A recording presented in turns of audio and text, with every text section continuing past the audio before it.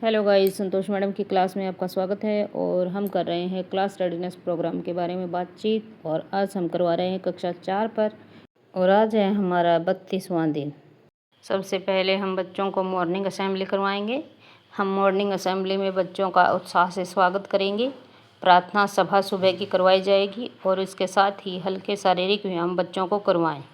इसके बाद बच्चों के स्वास्थ्य की जांच करें, बच्चों की स्वच्छता की जांच करें, जैसे उनके नाखून, दांत, कपड़े आदि की जांच करना, ताकि बच्चे कुछ अपने स्वास्थ्य के प्रति एक्टिव हो सकें और अपने आप को साफ सुथरा रख सकें।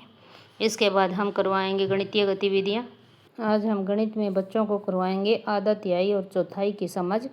और यह चित्रों के रंगीन भाग को देखकर चित्रों की भिन्न को लिखना, चित्रों के आधे भाग और 1/4 भाग को देखकर चित्र को पूरा करना, ये सब चीज़ें हम बच्चों को सिखाएंगे 32 और 33वें दिन।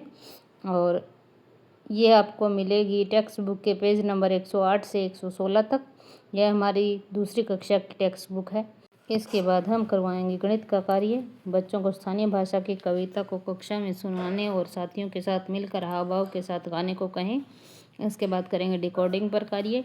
वर्ण, अक्षर, मात्रा पहचान, ग्रिड कार्ड से वर्ण पहचान और ब्लेंडिंग पर कार्य हम बच्चों को करवाएंगे।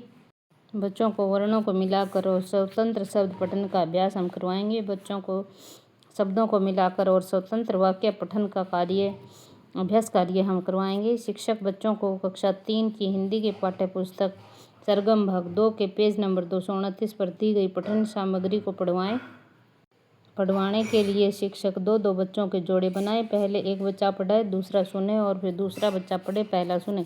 जोड़े बनाते समय इस बात का ध्यान रखें कि दोनों बच्चों के स्तर में थोड़ा अंतर हो, जिससे वे एक दूसरे की मदद कर पाएँ। शिक्षक बच्चों को यह नोट करने के लिए कहें कि उनके साथी ने कितने शब्द सही पढ़े हैं और कितने शब्दों को गलत पढ़ा है या अटक अटक कर पढ़ा है। शिक्षक 4-5 बच्चों को स्वयं पढ़वा कर भी देखें। शिक्षक पढ़ी गई कविता पर बच्चों की समझ जांचने के लिए बातचीत करें और उनसे विभिन्न प्रश्न भी करें।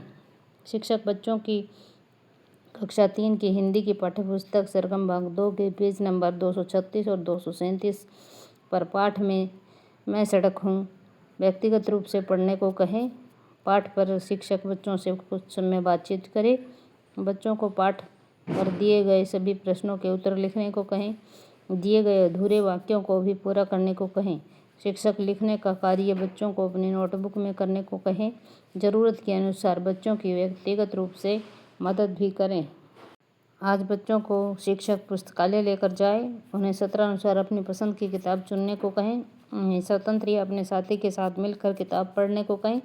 पढ़ने के बाद उनसे चर्चा करें, उन्होंने कौन सी किताब पढ़ी, उसमें क्या क्या था, किताब में क्या अच्छा लगा और क्यों लगा आदि के बारे में बच्चों से बातचीत करें।